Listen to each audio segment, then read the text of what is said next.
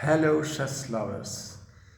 I'm here together with Thomas Engqvist, and I'm going to take up the subject about how to start your chess life in a wonderful way. It's a complicated matter if you think too much, but to start your chess life is quite easy. To start with, you have to get a chessboard, of course, and start to get the manual about how the pieces are moving, and then you are getting some friends who already is involved in the chess games, and he or her will teach you how to move the pieces. And after a while, if you find it amusement nice, you will start to play against them. And as more as you play, better you get. Practice is always the best. And after a while, you get more and more questions. You get more and more questions about the pieces, about the positions, about the game, and then you should join a chess club or a group of people who loves to play chess. And as you have been playing 100 or couples of games, you start to play better and better. And then you start to wonder, why do my antagonist, the other players, know how to move the pieces, and I don't? And the normal question is that theory is important. But as beginner, you have to learn to move the pieces first before you get on the theory more. And when you get warm in your clothes, as we say in Sweden, you can start to get knowledge by books about theory, beginner books, and so how to move your pieces, how to move your pawns, what subjects are important in chess, development, defense, attacking, all that. It comes more or less after a while.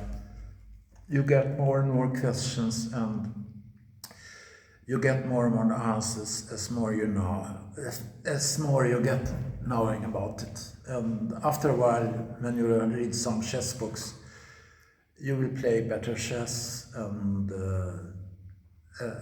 in a while you will play better people, people who are better skilled in chess, and normally your development will raise depending on your talent, of course, but most people can play chess if they're interested. The most important thing of all to play chess is that you love it, that you love to play chess, you find it meaningful, that you enjoy it, and that you join it. And as more as you play, better you get. It's like in all other exercises. As more you train, as better you get. It's the same in chess. And if I take myself as experience, I could say that I met a good guy in the school when I was about 12, 13, so, and he was in a chess club, which is a normal way to go, and he kicked me off in chess. I lost in 7-8 moves or so, and I got very angry because I thought I was a big player. I wasn't. But I joined his chess club, and in the chess club I got catched forever in chess, I could say. And from then I've been playing more and more chess. I get more and more skilled about it. I read more and more books. I played more and more tournaments. And what also is very good if you want to be a good chess player is don't be afraid to meet stronger players, because you learn mostly the games from stronger players. Weak players, which are less skilled as you are, you won't learn so much, but if you meet strong opponents, you learn chess much better, much faster. So then you will raise, and nowadays we have for instance, we have an instrument called ratings, and with its measurement you can see how strong you get, because you can measure it more or less with the ratings. So that helps you to understand how strong you are in comparison with other players and so forth.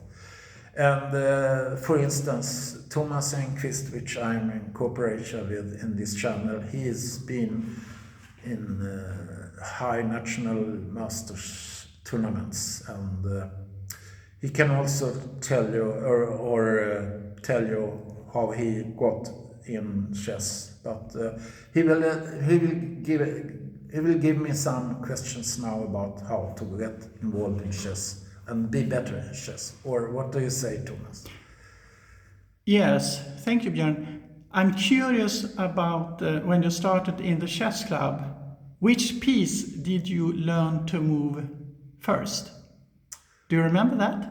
Yeah, it was a king, because somebody told me if the king drops, if you lose the king, you lose the game. And I instantly knew that the king was the father of everything in chess, and it is. If you lose your king, you lose your game. That's what it's about. You have to protect your game, your king. You can attack with the king in the end game, but the king is a vulnerable point. If you lose your king, you lose the game. That's it. So the king to start with. And which piece do you remember? Which piece was the most difficult to grasp, to learn the movements? Horsey. Have you heard that? The horse. The knight. The knight in chess word. Did you say the horse or did you say the knight? No, I say the knight, but horsey. I heard it in the streaming. Some chess players say horsey, but it's the knight. The knight has a complicated movement. It's going 2 points, 2 squares forward and 1 step aside, left or right, and that's always the same. And knight can jump over other pieces or pawns, but no other piece can do that. So the knight is fascinating in that way, but also quite difficult to realize, to visualize in your mind when you are counting the combinations. The knight can do wonderful things, which you just get impressed about. Yeah, it's complicated, but very fascinating. Yes. And which piece do you think is the easiest one to understand? Well, the pawns, you have 8 pawns black, 8 pawns white, and the pawns you can move them 1 or 2 steps ahead, but you can only take left or right next side on the board. So that makes it very easy, but also a bit complicated, because sometimes if you have a piece before the pawn, you can't move your pawn, so it's not that easy. But if you compare with other pieces on the board, it's mostly the easiest. And we have also chess authors who said that the pawns are the soul in chess. Philidor, yes. And Philidor was a great grandmaster back in the 18th century, I think. And he has also an opening called after him, a Philidor defense, which I also play sometimes.